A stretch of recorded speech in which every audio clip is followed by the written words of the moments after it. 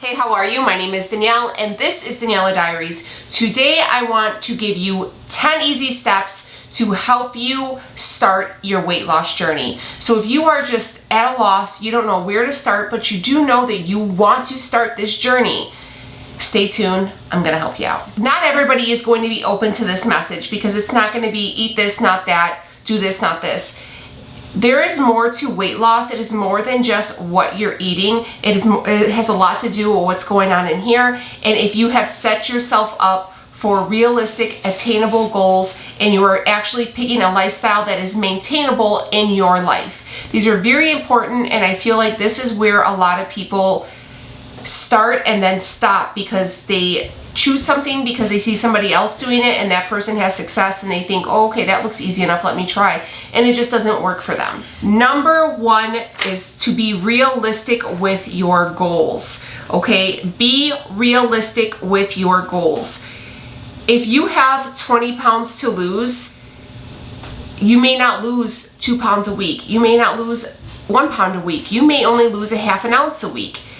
The less weight you have to lose, the longer the harder it really is, because that's the stubborn weight. That's the weight that likes to stick around, okay? So if you're starting your journey with your cousin and your cousin has 100 pounds to lose and you have 20, obviously the weight loss is going to be different.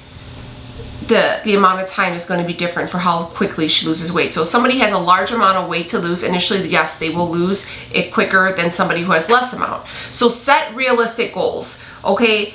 You are going to have to say, okay, for example, I had a comment, and this wasn't, I don't feel like she was being negative, but I had lost almost 18 pounds in 8 weeks, and I do practice keto. And she said, wow, that doesn't seem like a lot of weight in 8 weeks. I thought with keto, you're supposed to lose 3 to 5 pounds a week. And I feel like when people have that idea where they have this specific number of weight that they're supposed to lose each week and they don't hit that, they feel like they're failing. They feel like they're doing all this for nothing and they need to quit because it's not working for them. Be realistic. No, the majority of you are not going to lose 5 to 10 pounds, 3 to 5 pounds each week. You might lose your initial 5 pounds quickly, a few days, because that's mostly water weight. That's just your body really expelling all the water that you have. Those 5 pounds are usually pretty quick. It's the rest of the weight that kind of lingers, okay? The next thing I feel like that's super important is to decide which way of eating. Which road do you want to go down? Which way of eating do you want to follow? I've tried many of them. You can do a calorie deficit only and eat whatever it is and just fill the calories. You can do it if it fits your macros. You can do Weight Watchers, Jenny Craig, Seattle Sutton. I mean, there's keto, low carb, Mediterranean. You can do carnivore, you can do ketovore. There's a million. There's literally a million. This is where it's gonna fall on you to actually do the research, okay?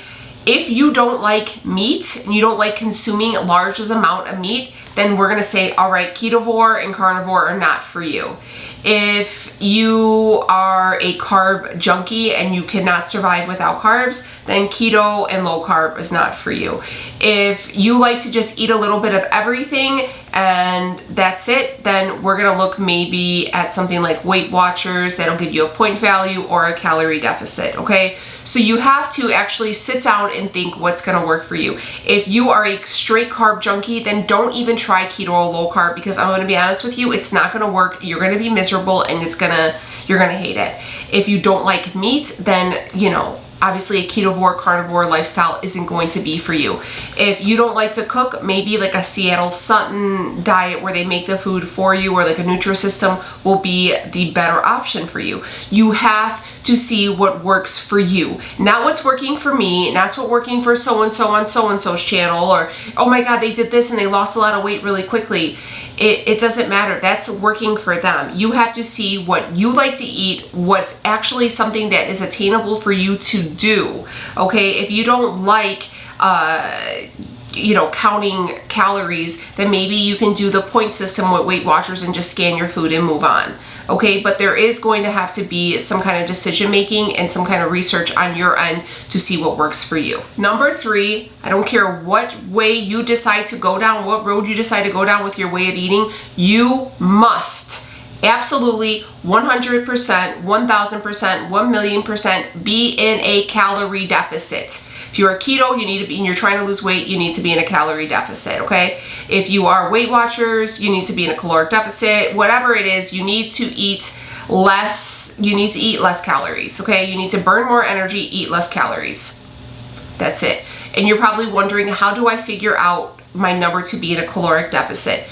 Google. Just Google, how many calories do I need to eat to be in a caloric deficit? They will send you over, I think, like ask.com or something like that. They have a calculator. What I suggest to do is to do like 3 different websites and see if they all kind of come up with the same amount of calories, because some vary. But like if they have like a median amount, then I usually tend to go with that. But, and don't lie, because they're going to ask you, how old are you? What's your current weight? What is your current height? What is your activity level? If you are a couch potato, don't say you're active. And don't say, oh, I'm planning on starting the gym this week, so I'm gonna be active. What is your activity level right now, starting point blank? Not what you're gonna do this week, not what you were 2 years ago, and don't lie. Because the only thing that you're cheating is yourself, and you're gonna have more calories and you're not gonna burn it, and you're not gonna lose any weight. So there is gonna have to be some vulnerability on your part, and you're gonna have some just straight up honest talks with you yourself, okay? Number 4, you're going to have to take a food inventory in your house and do some grocery shopping.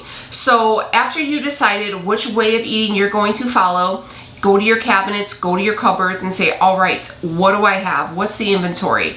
If you're gonna start doing low carb, hey, you know what? I can't eat the rice, I can't eat these beans, I can't, you know what I mean? These are the things I'm gonna have to cut out. So, but then you're like, hey, I can't eat more eggs, more protein, more cheese, more nuts, you know, stuff like that. So you need to figure out which way you're gonna go, your calorie deficit that you need to be in, and then you're going to have to grocery shop and take a food inventory of what you need. If you are stuck for recipes and you're trying to follow a low carb way of eating, I have a ton of recipes on here. There's so many what's for dinners, no frills keto recipes. There's tons. I have a ton of playlists. If you check my little tabs on the top, you can find everything.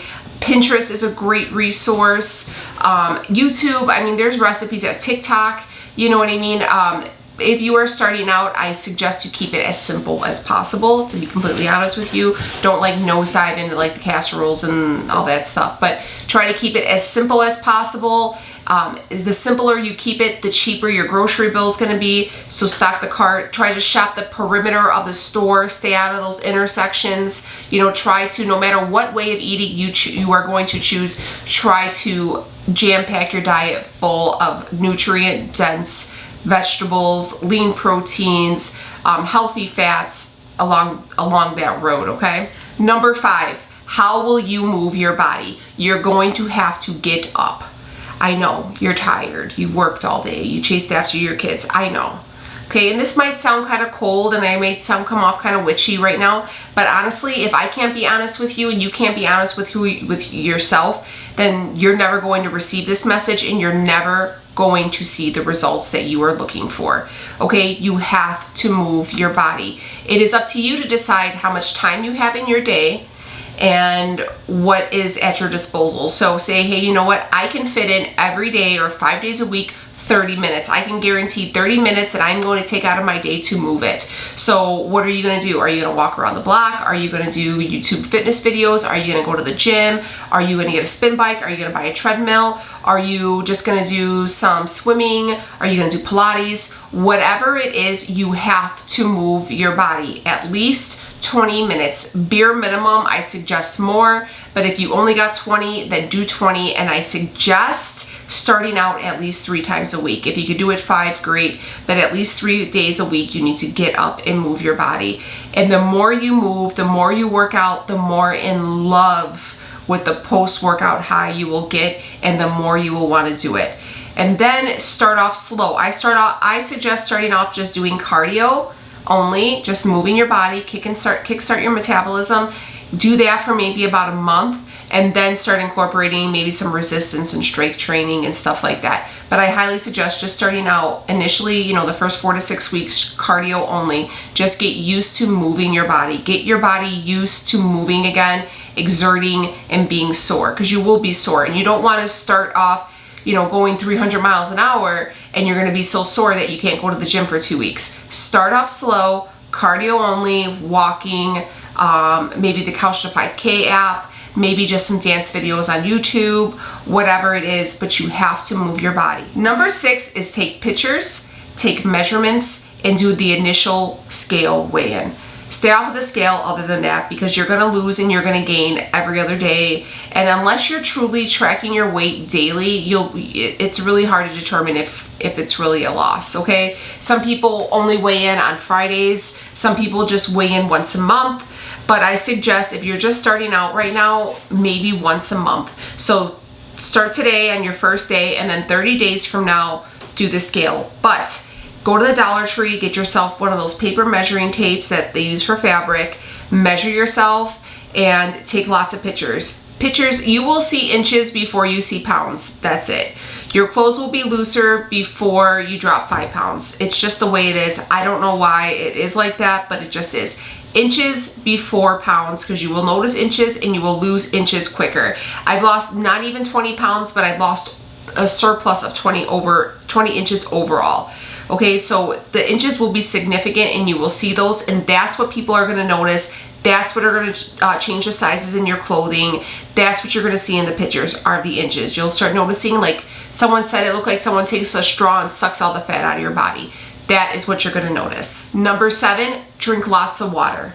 If you want to throw in some Mios or something like that, that's cool. Lots of water. Stay away from the juices, pops, artificial sweeteners, stuff like that. Limit the coffee, I know. Limit the Starbucks runs, the Dunkin' Donut stops, all of those things. Try to get as much water as possible.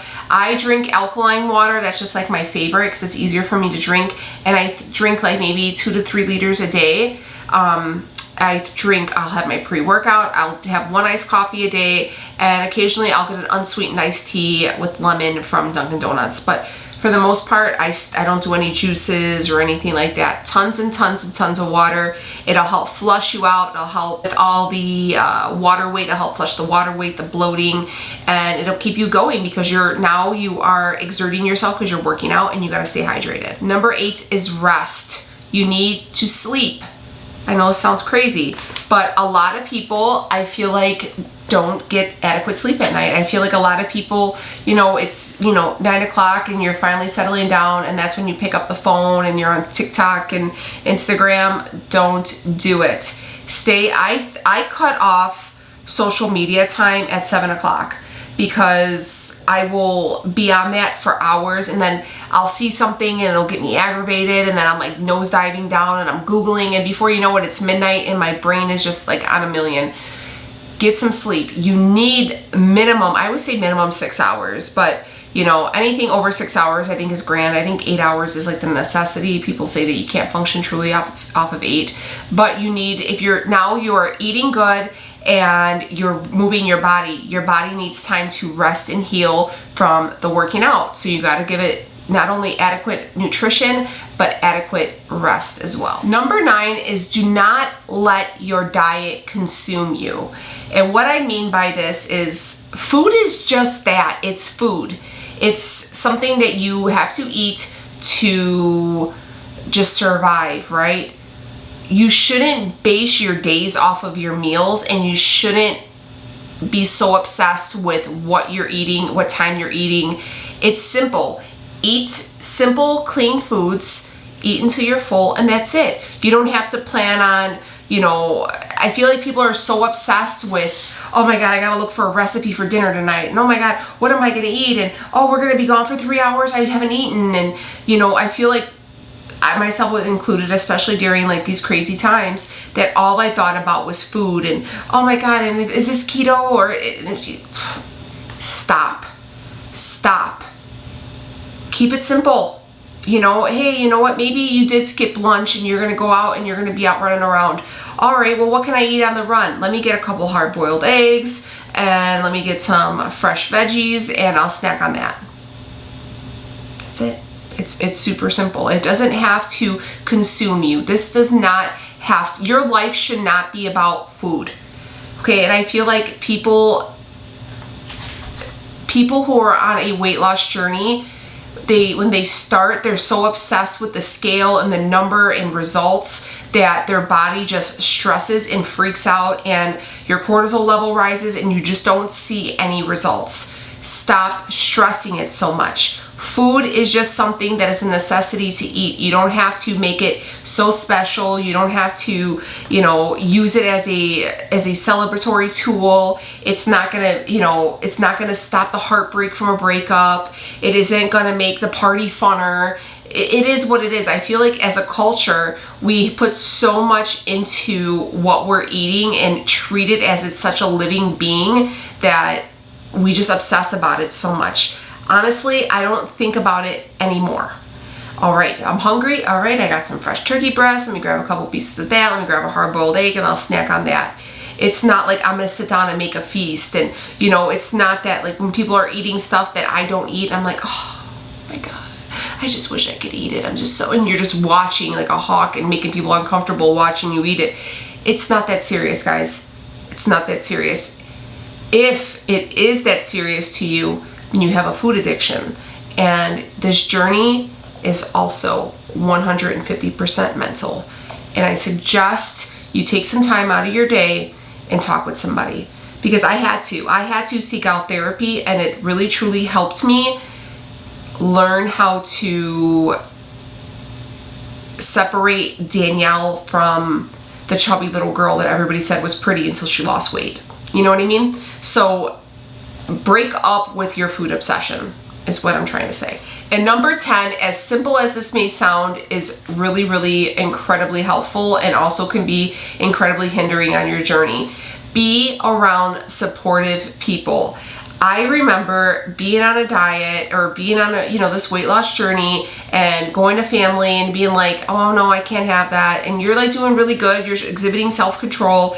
And then like them being like, oh, well, one little bite isn't going to hurt you. Oh my God. What are you going to go the rest of your life without eating bread? And you're like, look, dude, I'm really trying right now and you're really pressing me.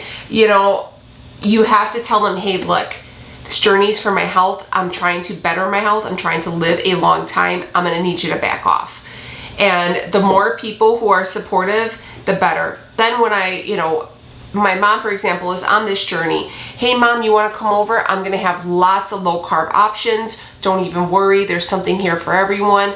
Or what I used to do as well was bring my own stuff to people's house so I knew I had something to eat and I knew exactly what was in it. But you have to be around supportive people, or they'll say, oh, why, I think you look fine the way you are. I don't think you need to lose any weight. Okay, well, my cholesterol says I do. You know what I mean? It's, don't let unsupportive people and toxic people hinder you from being the best possible version that you can be. This is my top 10. I believe if you follow steps 1 through 10, you can be successful on your weight loss journey, and I believe that you can lose weight within a week. I mean, it's not, are you going to hit your goal weight? No. But do I think you might drop a little weight? Absolutely. If you follow steps 1 through 10, I can promise you, you will be happier. You will be better reined in on your diet. And I feel that your diet wouldn't be such a diet, but a way of eating, a part of who you are. You won't think of it as you're missing out, but rather just like a part of your life. It's like getting up and going to work, changing your kid's diaper, being a mom, being a dad. Whatever it is, it's just a routine part of your day, and you won't give so much power to food. And I believe if you follow these 10 steps, you too should be successful on your weight loss journey. If you guys have any other steps that you think are super important that you want to share, please list them down below, because it really does take a village to see success, and we really are each other's cheerleaders and motivators. So I feel like if we can come together as a whole little community and support each other, I feel like we can all be super successful on this journey. My name is Danielle. This is Daniela Diaries. Please subscribe if you're new, and I will see y'all in the next one. Bye, friends.